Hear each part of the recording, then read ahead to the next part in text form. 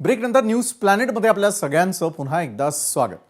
आगामी स्थानिक स्वराज्य संस्थांच्या निवडणुका भाजप स्वबळावरती त्यांना त्या लढवायच्या आहेत का? भाजपला आता मित्रपक्षांची गरज उरलेली नाही का? अशा अनेक प्रश्नांची उत्तरं शोधण्याचा आपण प्रयत्न करतोय। हनुमंत पवार आपल्यापासून सुरुवात करेल। हनुमंतजी, आतापर्यंत मित्रपक्षांना तर कुठल्याही प्रकारची अडचण नाही आणि त्यांनी त्यांचा अर्थ किंवा त्यांच्या पक्षाला उमगलेला अर्थ तर त्यांनी निश्चितच आज महाराष्ट्रातल्या जनतेसमोर मांडला।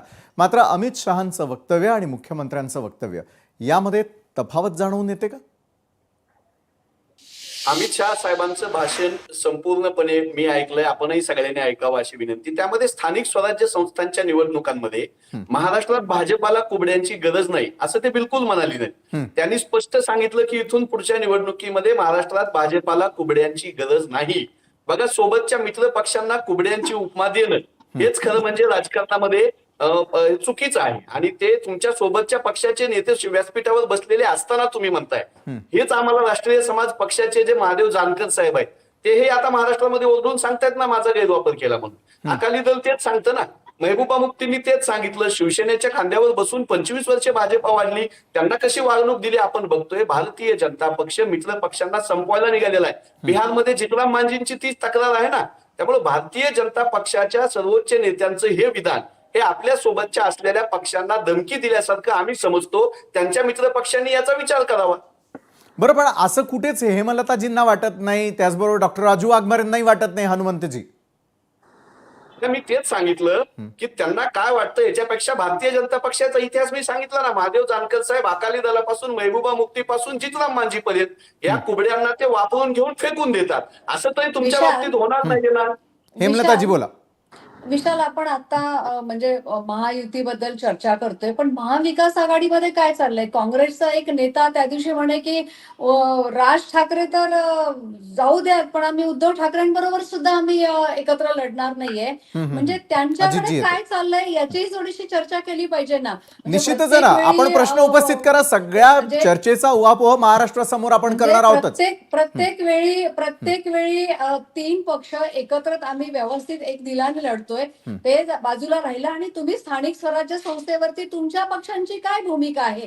काँग्रेस जाणार आहे का मनसे बरोबर? काँग्रेस जाणार असेल तर सांगा मनसे हनुमंतजी उत्तर द्या। काँग्रेस हेमलताजी, आम्ही स्पष्टपणे आपल्या निवडणुका स्वतंत्र लढायच्या की आघाडी करून लढायच्या याच्यावर चर्चा करतोय, पण आमचा सर्वोच्च तिन्ही पक्षाचा एकही नेता सहकारी मित्र पक्षांना कुबड्याची उपमा देण्यापर्यंत आमच्यात मतभेद नाहीत। बिलकुल काळजी करू नका। तुम्ही दोन्ही पक्ष हे बीजेपीच्या कुबड्या आहात। तुम्ही दोन्ही पक्ष बीजेपीच्या कुबड्या आहात असं त्यांचे सर्वोच्च नेते म्हणाले। तुम्ही दोन्ही पक्ष विधानसभेच्या निवडणुकीमध्ये माझं झाल्याच बोला ना, माझं झाल्याच बोला ना तुम्ही। वाटपामध्ये जी माझं झाल्याच बोला हो। मित्र पक्षांना तुम्ही त्यांची बाजू घेताय, काय अडचण आहे तुमची? महाविकास आघाडी विधानसभेच्या निवडणुकीमध्ये तुम्हाला ते कुबड्या म्हणताय, इतकी वाईट उपमा देतायत अमित शहा साहेब, तरी तुम्ही सहन करताय। तुमची काय अडचण आहे? तुमची अडचण काय की अमित शहा साहेब तुम्हाला कुबड्या म्हणाल्यानंतर खूप शांत बसताय आणि त्यांच्या मताची तुम्ही वकिली करताय। तुमच्या पक्षाची अडचण काय?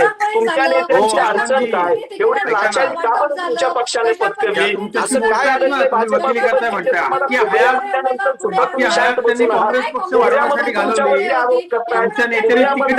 पक्षाचा सन्मान नाहीये, ते अपमानजनक विधान आहे। तुम्हाला कुबड्या म्हणणं हे अपमानजनक आहे। अशी काय अडचण आहे तुम्हा दोन्ही पक्षाची? तुम्हा दोन्ही पक्षाची काय अडचण आहे? तुम्ही त्यांची वकिली करताय आणि अमित शहा साहेबांची बाजू घेताय। तुम्हाला कुबड्या म्हणणं अपमान वाटत नाही का?